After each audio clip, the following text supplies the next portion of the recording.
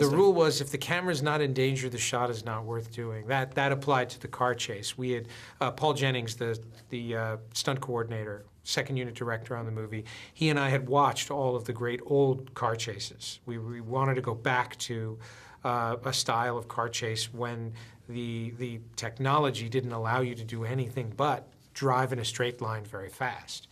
And what we noticed was how precarious a lot of those shots were, that a lot of the real thrills and the real danger of those sequences came from the fact that a lot of times, you know, on the next take, they probably wiped the camera out. So we were constantly looking for those opportunities. The other thing was that Paul said, you know, you have a resource here in Tom Cruise. You have a star who's also a professional driver. And any shot that he can be in, he should be in that shot. The challenge then became almost the reverse of other car chases where you're constantly trying to hide the fact that it's not the star driving.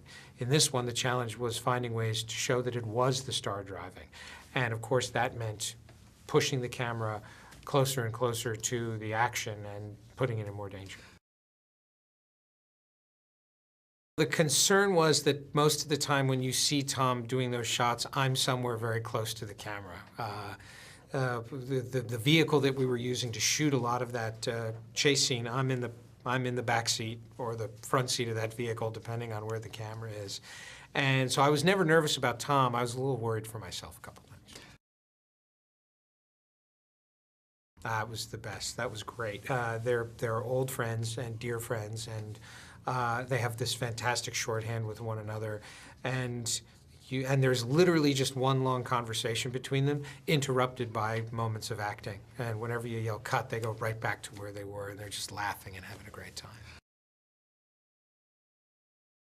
You've got such a phenomenal group of actors: Richard Jenkins, David Oyelowo, Jai Courtney, Alexia Fast, Rosamund Pike, Joe Sikora. And each one brought something different. And what I especially liked is the script unintentionally gave me the opportunity to mix and match them. Everybody had a different pairing, so every day when I showed up to work, it was a little bit different, and it was great just watching how they all interacted. Lee is a police desk sergeant.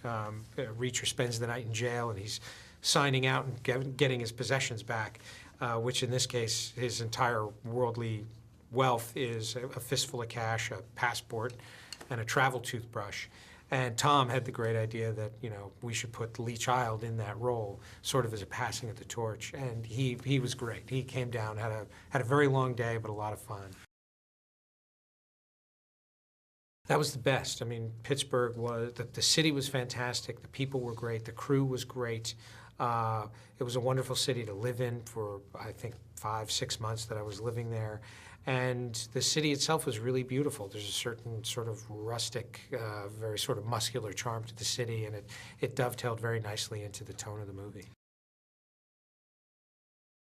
It's, you know, it's a really wide variety. We watched everything from old westerns. The first movie we watched was Stagecoach, specifically the last 30 minutes of John Ford's Stagecoach, for the storytelling, the use of light, the use of silences, the minimal use of close-ups. Tom is a huge Hitchcock fan, and we went back and looked at Notorious, which is one of his favorite movies, and he pointed out that there's actually only one close-up in the entire movie. And so we went back and looked at the script for Jack Reacher, just as an exercise, and said, if you could only have one close-up in the entire movie, what would it be? And it caused you to re-examine the entire movie and re-examine the technique with which we were shooting, and it really opened the movie up. My biggest challenge as a director on this movie, you know, 2 people in a room just having a conversation. The action stuff comes to me very naturally. It's fun for me to do, and it's something I see very clearly in my head.